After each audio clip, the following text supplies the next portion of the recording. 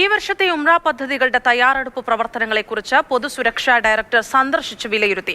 ഉംറയുടെ peak സീസണായ റംസാനിലേക്കായി കൈക്കൊണ്ട തയ്യാറെടുപ്പുകൾ സന്ദർശനത്തിൽ വിലയിരുത്തി. ഉംറ സീസണിലെ അംഗീകൃത പദ്ധതികൾ നടപ്പിലാക്കിയുള്ള സുരക്ഷാ ഗതാഗത മേഖലകളുടെ തയ്യാറെടുപ്പുകൾ പൊതുസുരക്ഷാ ഡയറക്ടർ ലഫ്റ്റനന്റ് ജനറൽ മുഹമ്മദ് അൽ ബസാമി പരിശോധിച്ച് വിലയിരുത്തുകയുണ്ടായി.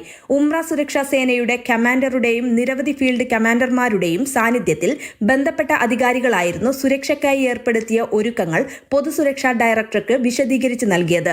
ഹറമിലും അതിന്റെ മുറ്റങ്ങളിലുമുള്ള സ്ഥലങ്ങളും വഴികളും പൊതുസുരക്ഷാ ഡയറക്ടറുടെ പര്യടനത്തിന്റെ ഭാഗമായി. ഇവിടങ്ങളിൽ തീർത്ഥാടകർ സുരക്ഷാ സേവനം എന്നിവയ്ക്കായി അംഗീകൃത സുരക്ഷാ പദ്ധതികൾ നടപ്പിലാക്കുന്നതിനുള്ള സംവിധാനത്തെക്കുറിച്ച് സുരക്ഷാ ഡയറക്ടർ ചോദിച്ചറിഞ്ഞ് വിലയിരുത്തി. ലോകത്തിന്റെ വിവിധ ദിക്കിൽ നിന്നും ഏറ്റവും കൂടുതൽ തീർത്ഥാടകർ ഉംറ കർമ്മത്തിനെത്തുന്നത് റംസാൻ മാസത്തിലാണ്. അതുകൊണ്ട് തന്നെ മറ്റു മാസങ്ങളെക്കാൾ കൂടുതൽ സൗകര്യങ്ങളും ജാഗ്രതയുമാണ് റംസാൻ മാസത്തിൽ അധികൃതർ കരുതുന്നത്. Mathrubhumi news, Mecca.